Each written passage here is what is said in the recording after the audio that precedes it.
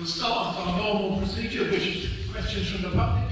You're allowed 3 minutes per question, and if you'd rather have questions and statements if you don't mind, and it's 15-minute time. I'll start off, gentleman at the back. Can you tell your name, please? Yeah, Alan Albrecht. Okay. I see we've got private security now at a public meeting. Who's funding the private security? Is it coming out of the £30,000 for the climate crisis, or is it coming out of our budget that we pay to you every month? And how much is it costing for a public meeting in a public building for the public to ask questions? You now need security. Mr. Mayor, if I can. I have a duty as town clerk to safeguard my staff, and I will take whatever steps are necessary to do that. I also have an obligation to safeguard my councillors, and I'm taking that responsibility very, very seriously. Safeguard on what? Safeguarding because of the last meeting we had disregarding behaviour, so unfortunately that's a step that I have to take. I'm stopping the council tax. Okay, excuse me, can we have one person at the back, please? You don't run and speak on the back, but this is And what budget have you got for this? And from where? We budget for certain contingencies, and that's what we've done in this particular case. So if you read our council minutes, you'll see that when we make these resolutions, we actually do indicate where the funding comes from. It's in the documentation that you'll consider later on. It is funded from probably a reserve, because that's what we do when we approve certain expenses. How much in which budget have we never heard? Go on, the next question, please. Gentlemen in the front of the God. Lovely. Go on. What actually is the climate change crisis? Councillor Fleming, please. Thank you for the question. What we adopted at a previous meeting was a climate action plan which recognises that there is a challenge with the climate across the world, but particularly the climate action plan we adopted focused very heavily on biodiversity. As a town council, we own quite a lot of land, we own quite a lot of buildings, and we have an opportunity to manage that in a way that promotes biodiversity and conservation. And we do have quite a good track record of doing that as a council, and it's something that we want to continue. For example, Barncross Common, we've noticed the grazing that takes place there, and grazing will be introduced soon at Castle Park. What the declaration did was acknowledge that there is an issue with the climate, but actually set about making steps to improve what we do as a council to reduce our carbon emissions, look at how we work to make sure we work in a way that complements the environment and supports the environment, and particularly focuses on biodiversity. Next up, please, Mr. Meehan. Good evening.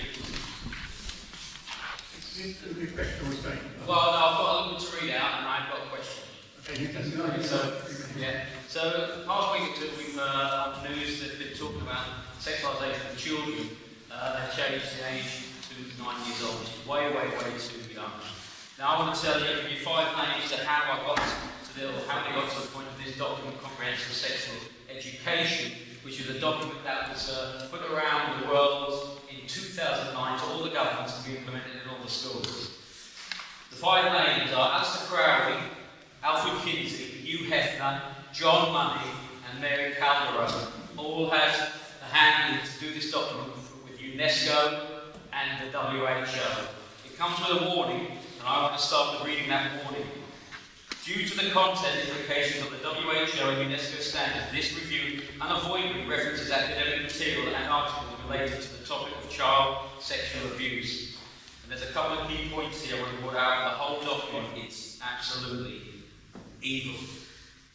It says here, both organisations have abandoned a safeguarding first approach, significantly increasing the risk of child sex abuse and exploitation within and beyond the classroom.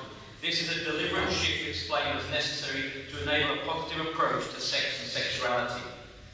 WHO and UNESCO recognise a child as any person aged under 18 years Their mattresses cater for the age ranges 0 to 15 plus and 5 to 18 plus, respectively. Within these age specifications, the child is considered to have a right to sexual pleasure and the same sexual knowledge as adults.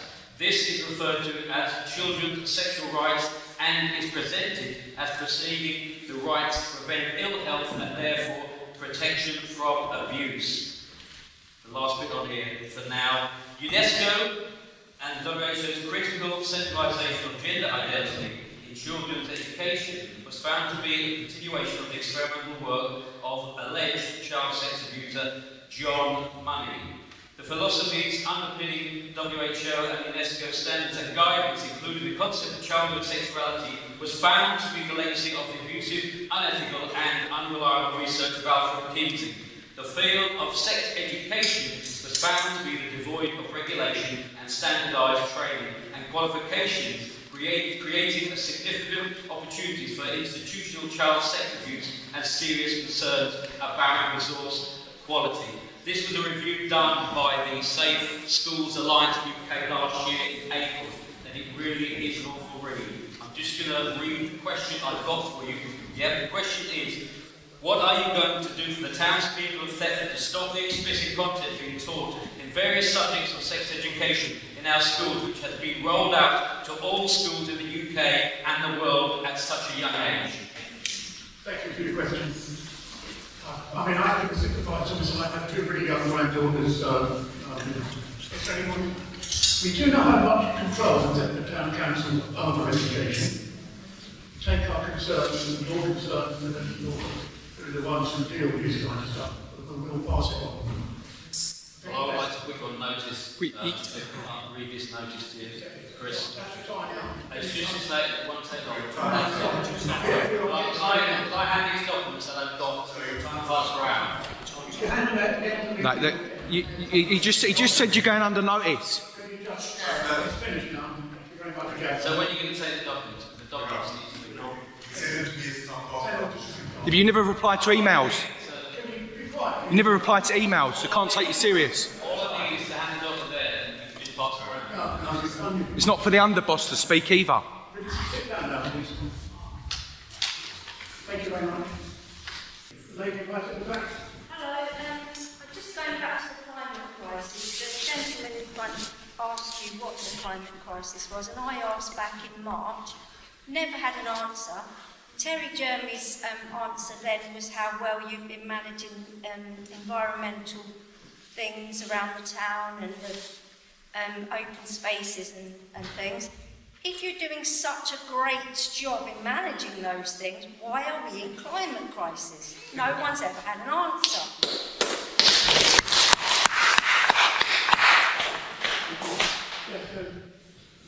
Yeah, I think by declaring a climate emergency means different things to different people. I think that's a reasonable statement to make.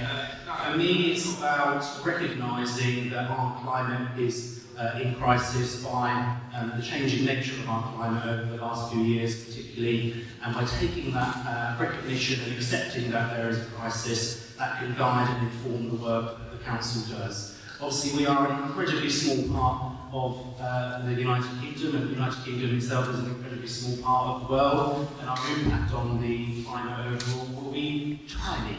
If a word, even more than tiny. But it's about recognising that we have a part to play as Thetford Town Council in relation to the climate, but more importantly, as I say, we can have a very direct benefit and direct influence in relation to biodiversity. Mark Taylor, quickly please, because we've got I've got Mr. Chairman, I have a 1 minute statement followed by a question. At the March 24 meeting of Thetford Town Council, you individually as councillors voted for the climate change crisis within the town. I'm going to answer your question. You did not explain exactly what the crisis was or how it would affect the residents of Thetford, and you did not declare the boundaries of this so-called crisis around the town. After liaising with the other towns and villages that border Thetford, it was found that they were unaware of this crisis or how it would affect them as our neighbours. You agreed to take advice from outside external non-government organisations, and you have not consulted with the expert constituents within the town about this subject in the normal democratic way. You have also agreed to use taxpayers' money without public consultation to fund this so-called crisis. When the public have tried to engage with you as tonight, as a councillor individually, in order to question your detailed research for agreeing to the calling of this crisis, you have all refused to converse on any of the detail or any of the reasoning behind your decision.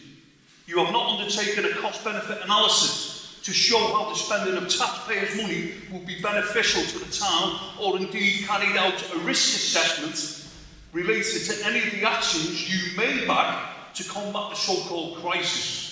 You are hereby now given notice that you, as an individual councillor, a living man or a woman, will be held responsible in your personal sovereign capacity for any harm or damage done to the residents and businesses of Thetford incurred by your actions in relation to this so-called climate crisis. You may also be pursued through the courts with legal and lawful action for damages in relation to any harm or damage. You all have an individual notice here. Please take them. You will be getting one through the post by registered mail, so you cannot say that you've not got it. Please look at what's being said there. Individually, you will be held responsible. Please do due diligence and research. Thank you. Okay, I'll give you one more person. John. John Heston.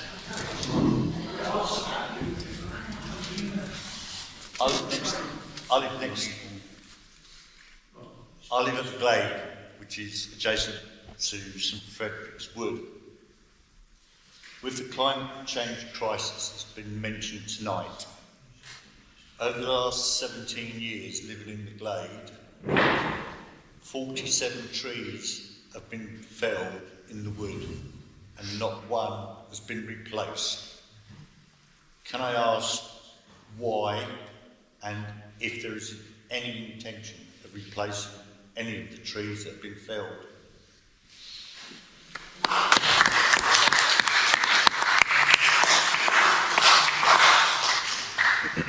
Thank you, John. The question will get the info and I'll come back to you.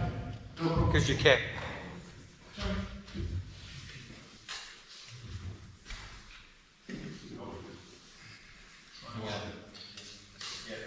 Thank you, Mr. Chair. I'd like to answer Mr. Taylor's point.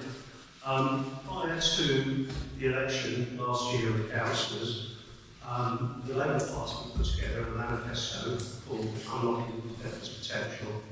Within that manifesto was a commitment that we would put the environment at the heart of everything we do.